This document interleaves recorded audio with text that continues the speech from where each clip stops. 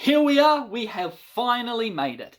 After 9 serials containing 28 lost episodes, we have finally reached the 10th and final serial of Season 3 of classic Doctor Who. We're nearing the end of William Hartnell's tenure as the Doctor now, so let's take a look at his final complete adventure. And by final complete, I mean his final adventure without any missing episodes. There's still 2 more to go, so don't worry about that.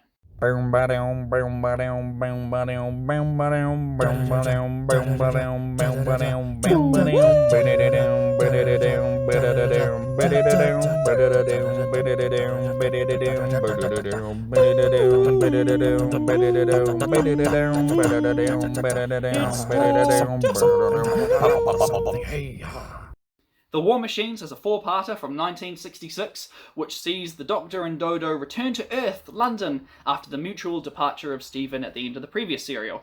Now we're in for some personal history here, folks, for you see, somehow, The War Machines is one of only 2 William Hartnell-era stories that I saw from my initial run as a Doctor Who fan prior to me starting this review series in mid-2021. That's right, despite being a pretty big fan from 2010 to 2017, I'd only ever seen this and The Daleks, after borrowing the beginning box set from my good friend Andreas back in the day. That's pretty crazy to think about, isn't it?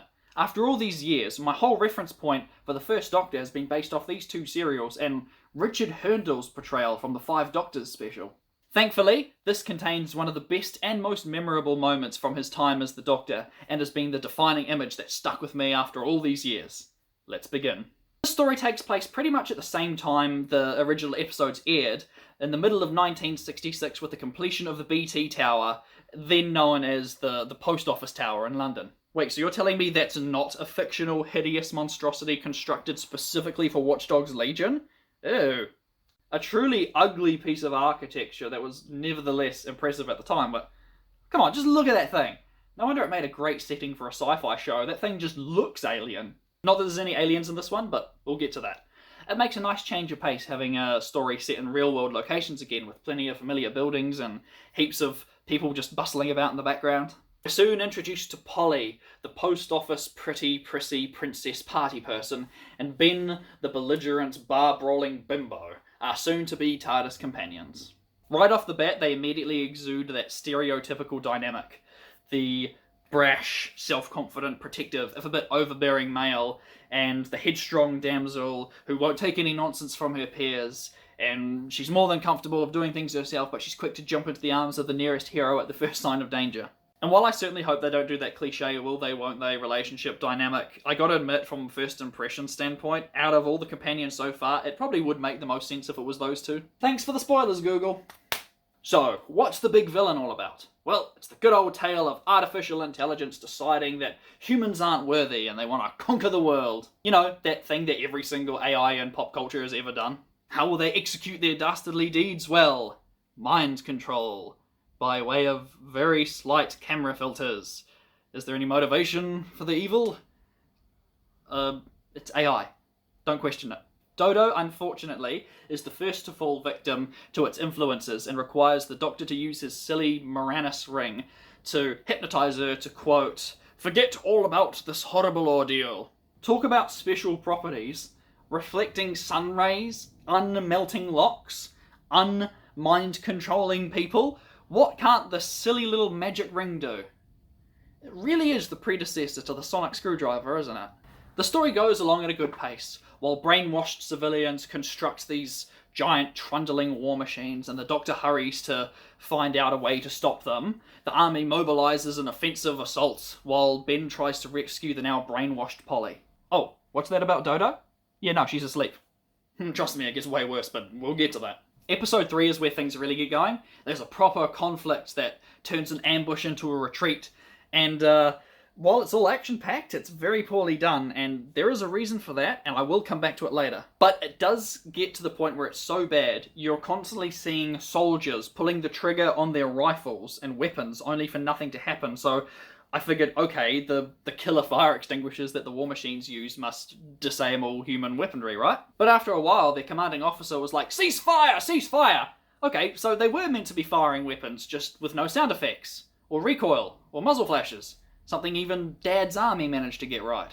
But then even later they make a point of saying that the War Machines did actually disable their weaponry, so it's like, what gives? Now that can't be explained by behind the scenes external factors. This is also where we get some of the best acting from several of the cast members. Michael Craze, who plays Ben, brings an extra level of energy to his performance, almost immediately outdoing the physicality of every previous actor on the show. Anneke Wills, who plays Polly, doesn't really get a chance to flex her acting chops just yet on account of her being brainwashed for the majority of the story, but William Hartnell brings his A game. By this point in the show's run, it was common for William Hartnell to flub his lines and seem a little disinterested in the material, but he really brings it here, which eventually leads to one of my favourite, if not the best, First Doctor moment so far. With numerous troops dead and the War Machine slowly approaching, everyone by the Doctor's side flees in terror, including the armed soldiers. But the Doctor straightens his posture, grabs his lapels, and steps forward, staring directly down his nose at the approaching enemy without a hint of fear in his eyes as the credits start to roll. This incredible cliffhanger has been the defining image stuck in my head for years. I was surprised while rewatching this, like how much I didn't remember from the first time, but this moment right here, I have always remembered this. And it's even more awesome than I remember. Standout Doctor Who moment right here, despite it being really short. Now, of course, the day is saved in the end, like it always is, but what happens next is straight baffling. Spoilers inbound. The Doctor is seen pacing impatiently in front of the TARDIS waiting for Dodo.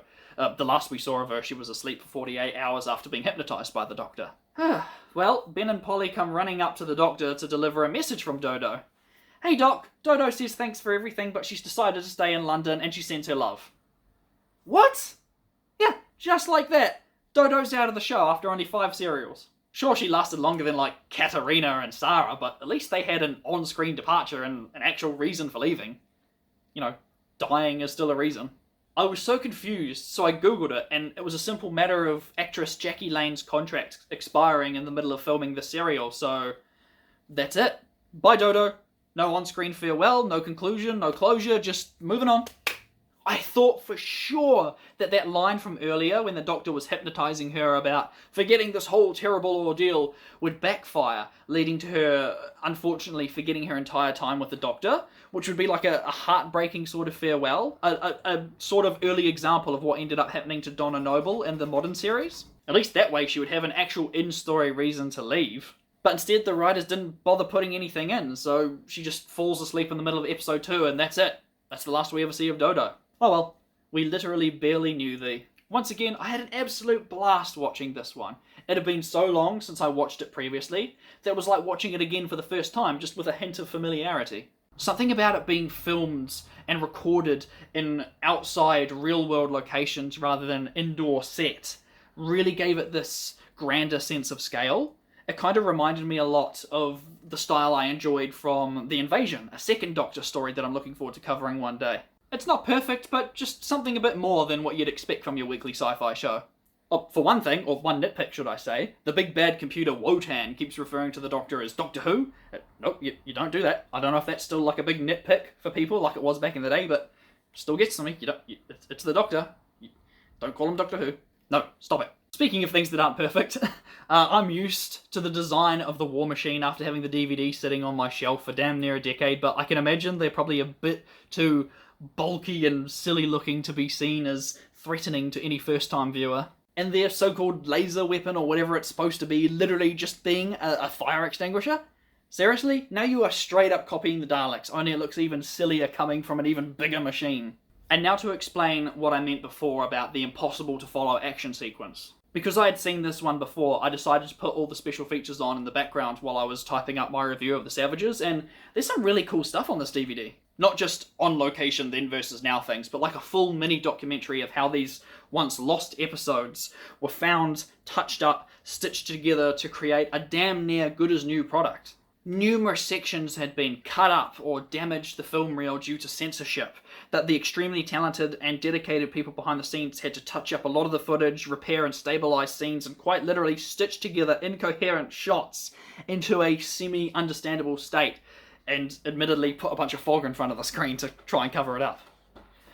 Frost, I'm warning you, I'm recording. Truly the epitome of fixing it in post, even if it was 40 or so years later. I'm sure this kind of thing probably happens with like all the early 60s Doctor Who DVD releases, but being able to see it play out was jaw-dropping. They put more effort into these cheesy, classic Doctor Who DVD releases than a lot of billion-dollar blockbusters put into basic continuity. Outstanding. Massive props to all the dedicated people that have worked on these releases over the decades. And thus we come to the end of the 3rd season of Old School Doctor Who. I'm on an absolute roll with these reviews, so don't expect me to slow down anytime soon. My rats won't stop eating loudly in the background, so I'm sorry if you can hear that. Hey, thanks for watching! Next week, feel free to tune back in to watch me as I begin the show's history-making 4th season with The Smugglers, as we prepare ourselves for the, at the time, biggest shake-up in television history. Personally, I can't wait.